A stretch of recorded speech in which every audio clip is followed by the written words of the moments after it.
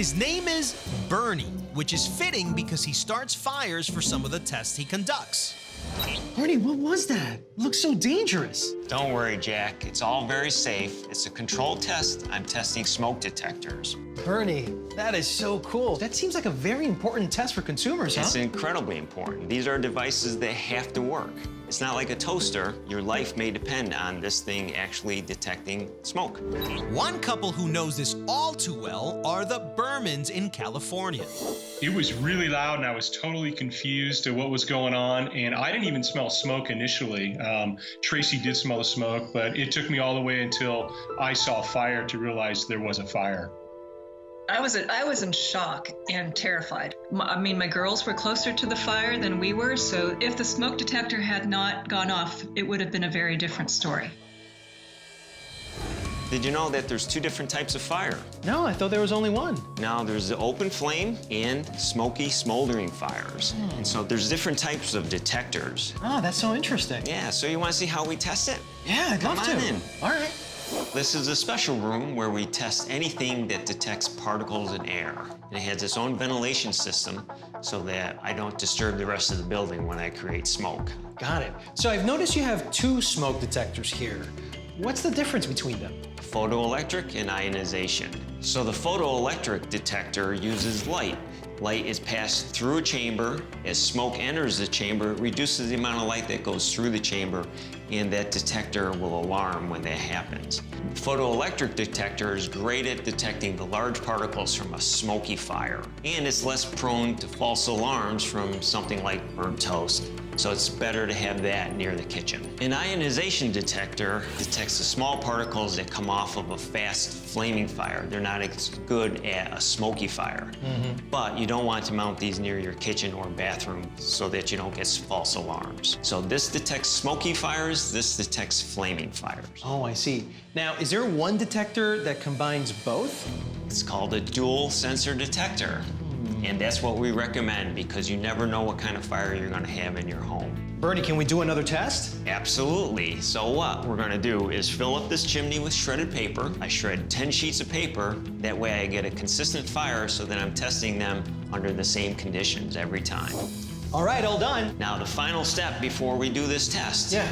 You gotta leave. Why?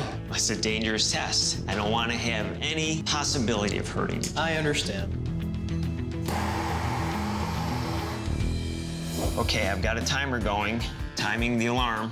When the fire dies, you'll see a big puff of smoke. That's it, the test is over. That took 20 seconds for that alarm to go off. And Bernie tells me that's a good response time. So, Bernie, I've seen at the stores these smoke detectors that have a carbon monoxide feature. Should I buy that? If you have any sort of fuel burning appliance, like a gas stove or an oil furnace or a fireplace or an attached garage where your car might be running, it's a good idea to have a carbon monoxide detector because you can't smell it and you fall asleep and never wake up. There are detectors that will detect carbon monoxide, fire, and smoke, all three in one unit, but we haven't tested any that do a good job at all three. So our recommendation is get two separate detectors, one for carbon monoxide and one a dual sensor that detects fire and smoke. Bernie, I've been learning a lot about smart homes as of late with smart doorbells and security systems. Is there a good smart smoke and carbon monoxide detector? Of course, there are plenty of options. You can find some that will connect with your home security system if you have an installed security system. You can have them where they connect through Wi-Fi to the internet and see the status on an app on your phone or... That's cool.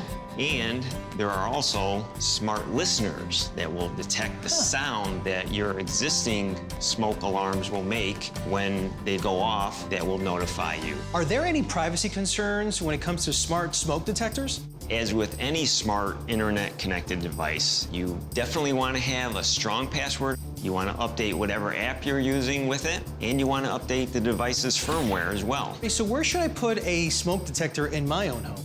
Well, you need more than a smoke detector. My home has 10 different smoke. 10?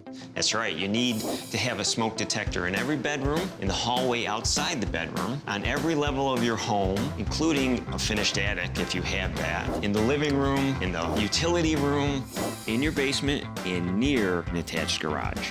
Your detectors have to work, so that means you have to maintain them too. How do I do that? A lot of them are battery powered, some are electrically powered with battery backup. So you have to make sure that the batteries are replaced at least once a year, even if they're electrically powered. And when you're doing that, you have to make sure that you have the new battery in. You can't just take out the old battery and say, oh, I'm gonna put a new one in tomorrow, because it could be that night that you need that alarm to go off.